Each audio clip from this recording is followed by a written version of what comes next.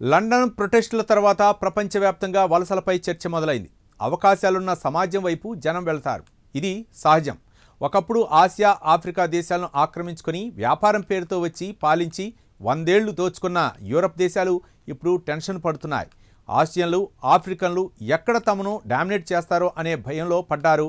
మరీ ముఖ్యంగా క్రిస్టియానిటీకి సవాలుగా పెరుగుతున్న ఇతర మతస్థుల పట్ల వ్యతిరేకత ఉండనే ఉంది.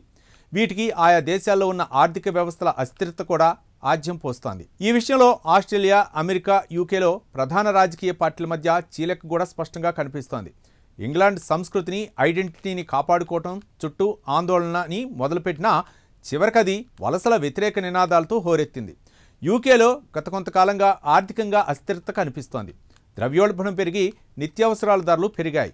జనం ఉండటానికి ఇళ్లు కొనే పరిస్థితి లేదు. నిరుద్యోగం భారీగా పెరిగింది. వీటన్నిటికీ విదేశాల నుండి వలస వచ్చిన వాళ్లే కారణమని అక్కడి వాళ్ళ అభిప్రాయం. పైగా అక్కడ జరిగే నేరాల్లో కూడా వలస వచ్చిన వాళ్లే ఎక్కువగా కనిపిస్తున్నారనే వాదన కూడా ఉంది. నిజానికి నేరస్తులు అన్ని జాతుల్లో ఉంటారు. కానీ వలస వచ్చిన వాళ్ళు అనగానే అది వార్తల్లో హైలైట్ అవుతుంది. ఇవన్నీ ప్రచారం చేస్తూ స్థానికుల్ని రెచ్చగొట్టే కార్యక్రమం కొన్నేళ్లుగా జరుగుతోంది.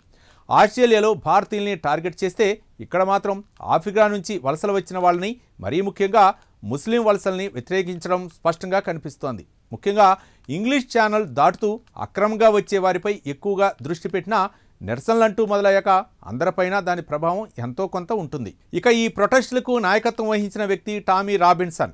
బ్రిటిష్ జాతీయుడైన రాబిన్సన్ ఇస్లాం మత వ్యతిరేక ఇంగ్లీష్ డిఫెన్స్ లీగ్ స్థాపకుడు కూడా. బ్రిటన్లోని రైట్ వింగ్ నాయకుల్లో కీలకం. యునైట్ ది కింగ్డమ్ పేరుతో నిర్వహించిన ర్యాలీని వలసల వ్యతిరేక ప్రొటెస్టుగా మార్చడంలో ఆయన సక్సెస్ అయ్యాడు. ఈ దేశాన్ని నిర్మించిన బ్రిటిష్ ప్రజల కంటే వలసదారులకే కోర్టుల్లో ఇప్పుడు ఎక్కువ హక్కులు ఉన్నాయన్నది అతని మాట. యూకేలో ఇంగ్లీష్ ఛానల్ గుండా అనధికారికంగా చిన్న పడవలో వస్తున్న వలసదారుల గురించి జరుగుతున్న చర్చల్లో దేశం రెండోదిగా విడిపోయింది.